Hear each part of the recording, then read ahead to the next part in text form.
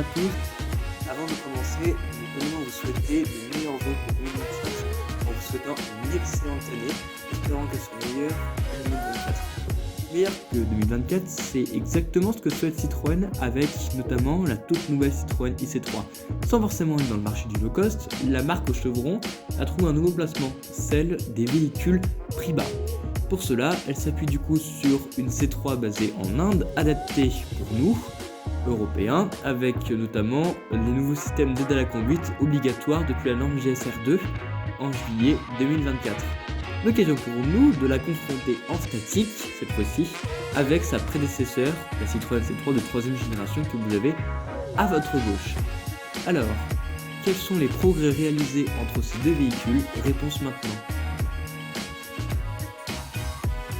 Réalisant plus de 30% des ventes de Citroën en France et représentant également la 3e meilleure vente dans la catégorie des citadines, la Citroën C3 est un modèle incontournable dans ce segment. Une citadine rondouillarde avec une dimension en dessous des 4 mètres, 3,99 m précisément, avec une silhouette tout en rond, avec également énormément de personnalité, avec notamment ce jaune chromé qui descend en dessous des projecteurs qui sont 100% LED avec l'Eurostyling de 2021. Également de nouvelles jantes et également les fameux air bump qui faisaient tant débat lors du lancement du C4 Cactus en 2014. Aujourd'hui, ils sont beaucoup plus petits et installés à DGU. Mais aujourd'hui, la C3, c'est ça. Il s'agit d'un véhicule beaucoup plus cubique que le précédent, avec pour la première fois une dimension, une longueur qui dépasse les 4 mètres, avec une longueur de 4 mètres. En tout cas, elle a une silhouette beaucoup plus carrée, beaucoup plus trapue que la précédente, avec notamment cette face avant reprenant bon nombre d'éléments du concept car Audi présenté en 2022, avec notamment la signature en forme de C, une calandre également pleine, quelle que soit d'ailleurs la motorisation, mais aussi et surtout l'arrivée du nouveau logo néo-rétro du constructeur. Sur le profil, on retrouve surtout une silhouette très... on va pas dire 3 volumes, mais en tout cas une silhouette très carrée façon SUV. La C3 se rapproche davantage de la catégorie des SUV, avec d'ailleurs une hauteur qui augmente de 9 cm par rapport à la génération précédente. Et quand on passe sur la partie arrière, on retrouve toujours un bandeau noir qui recouvre l'arrière du véhicule, le nouveau logo et également les feux, rappelant également ceux de la Citroën Oli Concept. Alors que sur la précédente, on avait également une silhouette avec des feux carré également, mais avec un effet 3D, avec des projecteurs arrière qui étaient également un LED. A noter également que malheureusement le seuil de coffre n'a pas bougé, est toujours aussi haut, mais en contrepartie, rien ne va se casser la figure lorsque vous allez ouvrir le coffre. Parlons-en justement du coffre. Il progresse de 10 litres à 310 litres, mais il est pénalisé par un seuil de chargement élevé et également une marge importante entre ce même seuil de chargement et le plancher. Dommage également que la banquette soit rabattable uniquement en une seule partie de série. La banquette 2 tiers 1 tiers est ici optionnelle sur une finition d'entrée de gamme U. En passant de la génération 3 à 4, on se rend compte tout de suite de la différence de conception des deux planches de bord. Sur la C3.3, c'est du classique avec une instrumentation analogique et un système multimédia placé un peu bas, mais assez facile à l'usage malgré le fait que les commandes de climatisation soient uniquement disponibles avec l'écran. De l'autre côté, vous avez une présentation assez moderne également, avec une planche de bord revêtue de tissu, une instrumentation haute façon affichage tête haute de série, quelle que soit la finition. En revanche, vous n'aurez pas cet écran multimédia de 10 pouces 25 de diagonale. À la place, vous aurez un dock pour poser votre téléphone de série sur la finition U. Et sur la finition Max, vous aurez du coup ce bel écran de 10 pouces 25 équipé de la navigation, de la retranscription de la caméra de recul et de la compatibilité Android et CarPlay sans fil. Maintenant, des gros points de différence entre ces deux véhicules, un fossé même on devrait dire. Il s'agit de l'architecture avec les motorisations, la plateforme, ainsi que les transmissions et également les suspensions surtout. En effet, cette Citroën C3 de 4ème génération adopte officiellement les suspensions à butée hydraulique progressive.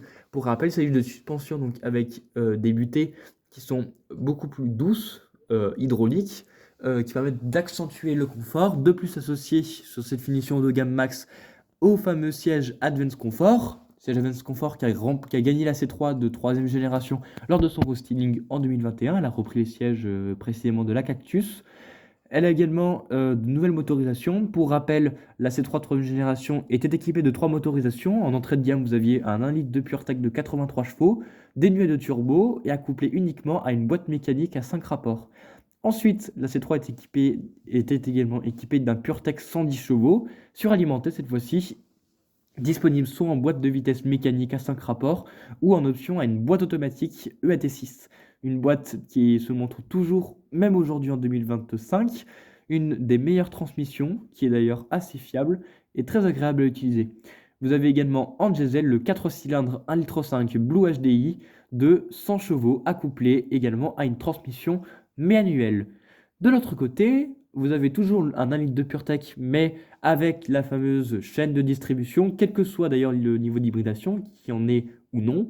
Vous aurez du coup un moteur à chaîne développant dans tous les cas 100 chevaux, accouplé soit pour le premier cas à une boîte mécanique à 6 rapports, ou pour la version hybride, une boîte à double embrayage IDCS6 avec un moteur électrique placé dans la transmission. Vous avez surtout la plus grosse nouveauté, une version électrique. Elle développe 113 chevaux, accouplée à une batterie LFP, donc une batterie moins coûteuse de 44 kW, qui permet une autonomie de 320 km.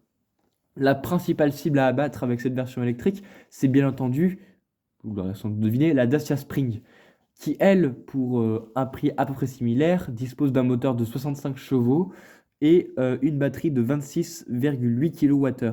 À ce petit jeu, la C3 avec ses 31 cm de plus, là-bas totalement en termes d'habitabilité, de volume de chargement et également de qualité routière ainsi que de la consommation. Et concernant la version thermique, la cible à abattre, ça va être bien sûr la redoutable Sandero, avec des tarifs qui sont encore plus bas, mais également un peu moins bien équipés, à partir de 13 000 euros environ. Pour cette version thermique d'entrée de gamme, You, qui dispose déjà de la clim et des radars de recul, il faudra débourser à partir de 14 800 euros avec la motorisation 1,2 litre turbo de 100 chevaux, boîte manuelle à 6 rapports. Pour une version électrique, comptez aux environs de 24 000 euros hors bonus écologique. Je rappelle d'ailleurs pour 2025 que le bonus est passé de 4 000 à 3 000 euros maintenant. En termes de tarifs, elle est légèrement plus élevée que la Sandero ou que la Spring pour sa version électrique. Cependant, elle garantit de meilleurs équipements, avec notamment 2 séries sur la finition max, un écran tactile de 10 pouces.